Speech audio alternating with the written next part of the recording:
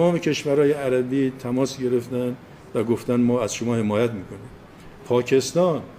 پاکستان گفته اگر اسرائیل بخواد بمب اتم بزنه ما به اسرائیل bomb atom خواهیم زد. जब से पाकिस्तान बना है ना, पाकिस्तानियों को उड़ता हुआ तीर लेने में बहुत मजा आता है। इजराइल ने ईरान पर हमला किया तो पाकिस्तानी चीख चीख कर बोले कि हम भी मुसलमान, ईरान भी मुसलमान, तो हम ईरान के साथ हैं।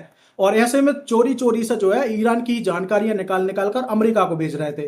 तो खबर जैसे ही मार्केट में आई तो सब कुछ बैलेंस करने के लिए पाकिस्तान ने ईरान से कहा कि अगर जो इजराइल है वो ईरान पर एटम बम मार देता है तो इसके बदले में पाकिस्तान इजराइल के ऊपर एटम बम मार देगा।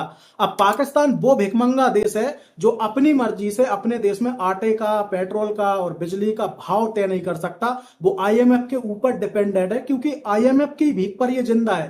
वो यहां पर एटम बम मारने की बात कर रहा है इजराइल के ऊपर। आप लोगों को तो पता ही होगा कि इजराइल और अमेरिका भाई बहुत ही एलाई है, और कहीं ना कहीं अमेरिका के कहने पर ही इजराइल ने यहां पर ईरान पर हमला किया है। तो पाकिस्तान भाई अपने बाप के, अपने जो है दाता के ही खिलाफ यहां पर बात कर रहा है। उसको भी पता है कि भाई एटम वॉर होनी नहीं है। कहने में क्या जाता है, हमने जो चोरी की है, ईरान की जो इंफॉर्मेशन चोरी करके अमेरिका को भेजी है, इस बयान से वो यहां पर मेंटेन हो जाएगी। और इसी पर आज पाकिस्तानियों के हम ओपिनियन देखते हैं, क्योंकि अगर इनकी जो सरकार है वो इतना बड़ा तीर लेगी तो फिर पाकिस्तानियों की हेकड़ी और पाकिस्तानियों का जज्बा तो देखना ही बनता है। तो चलिए देखते हैं पाकिस्तानियों का जज्बा इस बयान को लेकर कि भाई क्या ये एटम बम मारने की औकात रखते हैं।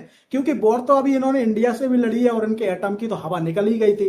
अब देखते हैं भाई इन्होंने दोबारा से हवा भर के इजराइल के लिए तैयार किए हैं या नहीं किए हैं। चलिए बढ़ते वीडियो की तरफ, मिलते हैं वीडियो के एंड में। साल 2025 की बात करेंगे कि भाई मुझे लग रहा है कि जैसे हर कोई अपना जो डिफेंस सिस्टम है उसको चेक कर रहा है कि किसका डिफेंस सिस्टम ज्यादा मजबूत है, कौन ज्यादा अच्छा अटैक कर सकता है, कौन ज्यादा अच्छा रिटेलिएट कर सकता है। अगर हम लोग पहले रशिया यूक्रेन की बात करें, उधर वॉर छुटती दिखाई दे रही है, फिर इंडो पाक वॉर की बात कर लें आप लोग, फिर बात करेंगे अब ईरान और इसराइल की कि भाई जिस तरह से ईरान और इसराइल आपस में लगे हुए हैं, लग रहा था कि इसराइल जीतेगा, लेकिन यहाँ पर भी ईरान बाजी मारता हुआ दिखाई दे रहा है। जहां पर कह लें कि इसराइल ने उनकी न्यूक्लियर जगह को अटैक किया, वहीं पर हम लोग बात करेंगे ईरान ने भाई 150 का बैलिस्टिक जो मिसाइल्स हैं वो दागे इसराइल के ऊपर, उनका जो डोम था उसको टोटली तहस नहस करता हुआ दिखाई दे रहा है। यहाँ पर पीएम मोदी ने ट्वीट किया कि अमन में खित्ते में अमन होना चाहिए। यहाँ से पाकिस्तानी पीएम ने ट्वीट किया कि भाई हम सख्त मजम्मत करते हैं कि इसराइल जो ईरान पर अटैक कर रहा है। हमारे साथ पाकिस्तानी अवाम मौजूद है, इनसे पूछेंगे कि सर आपकी क्या राय है ईरान और इसराइल की जंग को लेकर, और जो लोग खित्ते में अमन चाहते हैं उनके बारे में क्या कहना चाह रहे हैं। देखिए, फर्स्ट ऑफ ऑल तो इसराइल ने अटैक किया है ईरान की सवारनी पे। सेकेंडली न्यूक्लियर पावर वो बनना चाहता है तो उसे बनने दिया जाए। हम बीइंग मुस्लिम ईरान को सपोर्ट करते हैं, 100% सपोर्ट करते हैं। बाकी ये वन साइडेड वॉर नजर आ रही थी कि इसराइल ने अटैक किया और बहुत ज्यादा ईरान का नुकसान हुआ। एक प्रेसिडेंट का जो है वो शहीद हो जाना और एक आर्मी चीफ का शहीद हो जाना, इससे बड़ा लॉस किसी भी कंट्री के लिए नहीं हो सकता। उसके बाद उनके साइंटिस्ट शहीद हो गए। तो इसराइल ने बड़ी जबरदस्त, मैं उन्हें कहूंगा कि कामयाबी मिली उनको। मगर ऐसा है कि ईरान ने जो F-35 अमेरिकन F-35 गिराए हैं, ये बहुत बड़ी कामयाबी है। और अभी आधा घंटा पहले की अपडेट आपको बता दूं कि तीसरा F-35 दुनिया का सबसे महंगा जंगी जहाज, अगर हम आम अल्फाज में उसको कहें, तो जो कि अमेरिका ने बनाया है, उसे कहा जाता है कि ये तो नजर ही नहीं आता, इसको गिराना तो बड़ी दूर की बात है। तो ये तारीख की सबसे बड़ी कामयाबी है। पहला जहाज गिराया और अब ये 3 हो चुके हैं। सेकेंडली, अब जैसे हमारा GHQ है, अगर GHQ पे कोई बंदा अटैक कर देता है, कोई मुल्क अटैक कर देता है, तो ये हमारा सबसे बड़ा सिक्योरिटी फेलियर होगा। अब इसी तरह करयान जो कि इसराइली हेडक्वार्टर है, उस पे अटैक किया, कामयाब अटैक किया ईरान ने। और इससे बड़ी क्या कामयाबी हो सकती है कि फॉक्स न्यूज में दिखाया गया लाइव, जो कि रिपोर्टर रिपोर्ट कर रहे थे कि यहाँ से रिपोर्टिंग ही नहीं करने दी जा रही। तो ये बहुत बड़ा फेलियर है और इसराइल को मुंह की खानी पड़ रही है। मगर एक अजीब चीज जो सामने आ रही है, तो दोनों ही बड़े कॉन्फिडेंट है। ईरान भी बहुत कॉन्फिडेंट है, उसने कहा कि हम किसी भी तरह ये लड़ाई को खत्म नहीं होने देंगे। इन्होंने हमें घर घुस के हमारे पे अटैक किया है, तो हम भी इन पे प्रॉपरली अटैक करेंगे और अब हमारी मर्जी से वॉर रुकेगी। और उससे भी बड़ी बात कि ईरान ने अलल ऐलान, जो है ईरानी सुप्रीम लीडर है, उन्होंने अलल ऐलान ये बात की है कि ट्रंप कौन होता है हमारे से बात करने वाला, ट्रंप कौन होता है हमारे से जंग रखवाने वाला। तो बड़े कॉन्फिडेंट नजर आ रहे हैं ईरान वाले भी। और हेडक्वार्टर से ज्यादा इंपॉर्टेंट कोई जगह नहीं होती जहां पे आपकी फोर्सेस बैठी होती हैं, वो उनका एयरफोर्स का, नेवी का हेडक्वार्टर था।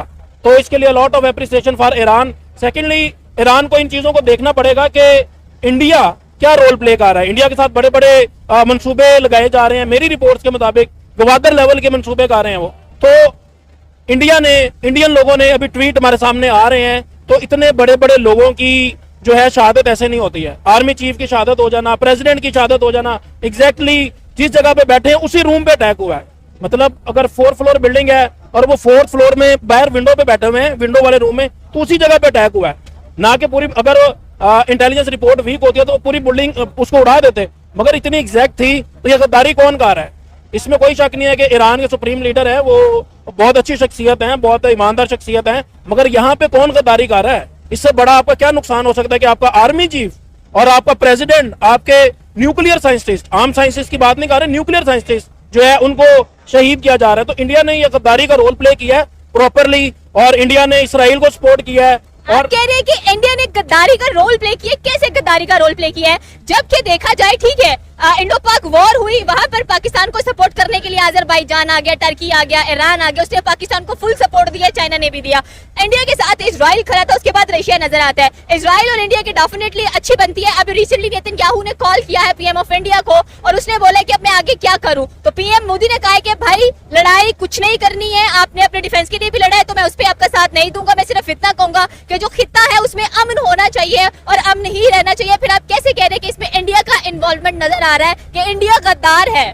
इंडिया डेफिनेटली गद्दार है। वहां पे रॉ ऑपरेट कर रही है, रॉ वहां पे एक बड़ी तादाद में इंडियंस काम कर रहे हैं। मैंने आपको पहले ऑलरेडी बताया है कि गवादर लेवल का प्रोजेक्ट है, जहां पे हजारों इंडियंस जाते हैं, इंजीनियर्स जाते हैं। जैसे हमारा ग्वादर पोर्ट है, इस तरह से पोर्ट लगाया जा रहा है बाउंड्री से 60 किलोमीटर दूर सिर्फ, ठीक है। उसमें प्रॉपरली उनका आना जाना है, रॉ ऑपरेट कर रही है, रॉ हेल्प आउट कर रही है। ये जो पहला अटैक हुआ है इसराइल का, वो इसराइल ने ईरान के अंदर बैठ के ईरान पे अटैक किया है। तो डेफिनेटली मुसाद ने, जो कि इंटेलिजेंस एजेंसी है ईरान की, और रॉ ने, इन्होंने मिलकर काम किया। इंडिया को इन चीजों की तकलीफ है। इंडिया एक हिंदू मुल्क है जिसमें मेजोरिटी हिंदुओं की है, वो कभी भी मुसलमान को सपोर्ट नहीं करेगा। मगर इस टाइम एक पॉजिटिव चीज ये देखने में आ रही है कि जो नेतन्याहू ने कहा है कि ये F-35 जो है वो इतनी एबिलिटी नहीं है इनके पास, कि इतनी एबिलिटी ही नहीं है कि ये ईरान गिरा ले, तो इसकी मदद कोई और मुल्क कर रहा है। और यूनाइटेड नेशन और एक सवाल मैं करना चाहूंगी, अपने इंटेलिजेंस की बात किया कि रिसेंटली 73 जो रॉ के एजेंट्स हैं वो ईरान में पकड़े गए हैं। तो जो एजेंट्स पहले वहां पर मौजूद थे, तो इट मींस कि जो ईरान की इंटेलिजेंस है क्या वो इतनी मजबूत नहीं है कि उनको पहले से पता हो कि भाई यहाँ पर ये एजेंट्स मौजूद हैं और ये कुछ ना कुछ करेंगे मोसाद के साथ मिलकर? आपने देखा होगा ईरान के बहुत से वीक पॉइंट्स हैं। ये जो इतना बड़ा अटैक हुआ है, और एक आपके आला क़यादत सारी A to Z मिट गई है। मतलब 6, अब आपके आर्मी चीफ, उनके नीचे जो कमांड है वो गए, प्रेसिडेंट गए, साइंटिस्ट गए, पीछे मुझे बताएं क्या रह गया। फिर आपके जो सुप्रीम लीडर हैं उनकी रहायशगाह पे अटैक हो रहा है। What is this? पाकिस्तान ने भी ये फेज देखा है, अल्लाह का शुक्र हमने हैंडल किया उसको प्रॉपरली। फिलहाल तो नुकसान का पता ही नहीं लगा कि कितना नुकसान हुआ है। सेकेंडली, कुरान पाक में एक चीज वाज़ेह है कि यहूदी ये कभी भी आपके दोस्त नहीं हो सकते, मुसलमान का भाई है। और ये कुरान पाक में एक चीज वाज़ेह है, इन द एंड मुस्लिम्स को ही बर्तरी मिलनी है। इन द एंड इंशाल्लाह ताला ला इलाहा इल्लल्लाह मोहम्मद रसूलुल्लाह का ही नारा पूरी दुनिया में गूंजेगा। इन यहूदियों को, इन लोगों को समझ नहीं लगती है इस बात की। आपके सामने रहा इंडिया ने क्या कुछ किया, और 2 से 3 दिन अटैक होते रहे, और हम बड़े आप कह लें कि डिसार्ट देके क्यों नहीं जवाब दिया जा रहा। मगर ये वॉर स्ट्रेटेजीज बहुत बड़ी बड़ी होती हैं, उसके साइड इफेक्ट्स बहुत ज्यादा होते हैं। उस एक अगर पाकिस्तान से वॉर हो रही है तो इससे सराउंडिंग एरिया में जितने भी आपके नेबर्स हैं वो डायरेक्टली इफेक्ट हो रहे होते हैं, या एज अ वेपन आपके साथ यूज होते हैं, या फिर वो आपका वेपन बनते हैं। ऐसा नहीं, मतलब बहुत कम नजर आ रहा है चीजों में कि ऐसा नहीं है कि कोई भी कंट्री चुप करके बैठे। इंडिया अपना रोल प्ले कर रहा है। जो भी हमारा दोस्त होगा, पाकिस्तान का दोस्त होगा, वो जरूर उसके खिलाफ। देखिए, हमारे एक शायर थे साहिर लुधियानवी, बकौल उनके जंग तो खुद एक मसला है, जंग क्या मसलों का हल देगी, खून और आग कल आज देगी, भूख और अफलास कल देगी। जंग किसी भी किस्म, आप ये कह लें कि किसी मसले का हल नहीं है, लेकिन आप ये कह लें कि जो दहशत है या जो एक आपको ज़ख्मी रीछ बना हुआ है इसराइल पूरे इस खत्ते में, जो कि इस खत्ते के अमन को आप ये कह लें कि तबाह करना चाहता है। पहले गज़ा पे बमबारी कर रहा है, अब उसने डायरेक्टली जो है वो ईरान पे इतना बड़ा अटैक किया। और ये इतना बड़ा अटैक है कि जो अरब के साथ इसराइल की 90s में 3 वॉर्स हुई थी, उसमें भी इतना बड़ा अटैक जो इसराइल ने किसी भी अरब मुल्क पे नहीं किया था जितना उसने ईरान पे किया है। लेकिन क्या था कि आप बकौल इसराइल के उन्होंने तो न्यूक्लियर साइट्स को निशाना बनाया है, लेकिन किसी भी किस्म का 1% भी जो न्यूक्लियर साइट्स थी ईरान की, उनको किसी किस्म का कोई नुकसान नहीं हुआ। आप उनका डिफेंस सिस्टम चेक करेंगे तो उनके न्यूक्लियर डेटोरेंट्स जो हैं या न्यूक्लियर इनरिचमेंट प्लांट्स जो हैं वो ज़मीन के अंदर मोर देन 300 फीट्स हैं। और जो बंकर बस्टर बॉम्ब है जो कि अमेरिका के पास है, उसको मद्देनजर रख के उन्होंने अपनी साइट्स बनाई हुई हैं। तो अभी तक बंकर बस्टर सिर्फ इंडिया के पास है, अमेरिका के पास है, और अमेरिका ने अभी इसराइल को नहीं दिया हुआ। हाँ, ये है कि उन्होंने उनके साइंसदान जो थे 3 बड़े, उनको टारगेट किया है। उनकी फोर्सेस के चारों जो चीफ थे, उनको इंटेलिजेंस चीफ उनका बहुत इंपॉर्टेंट था, उसको टारगेट किया। ये नो डाउट कि उनका आप ये कह लें कि हम जब पैरेलल कंपैरिजन करें भी 2 कंट्रीज़ का, लाइकिंग और डिसलाइकिंग को साइड पे रख के, तो ये उनका बहुत बड़ा टारगेट था जो उन्होंने अचीव किया है। स्टैंडिंग है। आप ये देखें कि पाकिस्तान और इंडिया के हालात ख़राब हुए तो मुकम्मल सपोर्ट मिली इसराइल की तरफ से इंडिया को, लेकिन आज नरेंद्र मोदी ने एक सोबर, एक रिस्पॉन्सिबल और एक बड़ा आप ये कह लें कि रिकॉग्नाइज लीडर होने का उन्होंने सबूत दिया। उन्होंने कहा है कि हम सपोर्ट करते हैं पीस को, क्योंकि इसराइल और ईरान की ये जो जंग है, इसमें खत्ते का अमन जो है वो खतरे में पड़ सकता है। और दूसरी बात ये है कि ईरान के साथ जो आप ये कह लें कि टर्म्स ऑफ रिलेशंस हैं ईरान के इंडिया के साथ, वो भी आप ये कह लें कि अच्छे हैं, बेहतर हैं। ये नहीं है कि आउटस्टैंडिंग नहीं है, लेकिन बेहतर है। उनके दरमियान ट्रेड भी होती है, वो मुख्तलिफ इशूज पे ईरान पाकिस्तान से के तो against कई उनको- कदरे हाँ, बेहतर है। मैं वही बात कर रहा हूँ कि वो पाकिस्तान के अगेंस्ट ईरान जो है वो इंडिया को सपोर्ट करता है। तो इसी बेस पे नरेंद्र मोदी का ये जो ट्वीट था, ये एक बहुत बड़ा अच्छा आप ये कह लें कि ताज़ा हवा का झोंका है ईरान के लिए। और ईरान ने देखिए, ईरान ने उठा लिया है, ईरान ने सर पे उठा लिया है।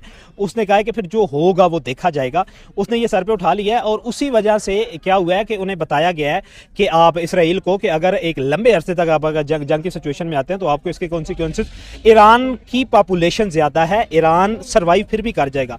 अगर इतने परसेंट, अगर 20% भी अटैक पॉपुलेशन पे इसराइल की हो जाते हैं तो नेतन्याहू चला जाएगा, क्योंकि इसराइल की कॉमन पब्लिक जो है वो भी अब इस बात से तंग आ चुकी है कि गज़ा की जंग है, फिर इन्होंने ईरान के साथ छेड़ दी है, फिर उधर से सीरिया में ये इंटरवेंशन जो है वो कर रहे हैं। सीरिया में तो चलो अब नई गवर्नमेंट आ गई, ईरान में है, उधर से हमास के अभी अटैक जो है वो जारी हैं। और अगर ये सिचुएशन बन जाती है 4-5 ममालिक के जिन्होंने घेरा हुआ है इसराइल को, तो फिर इसराइल का अमन जो है वो खतरे में पड़ सकता है। इसलिए अब इसराइल जो है उधर जाना शुरू हुआ।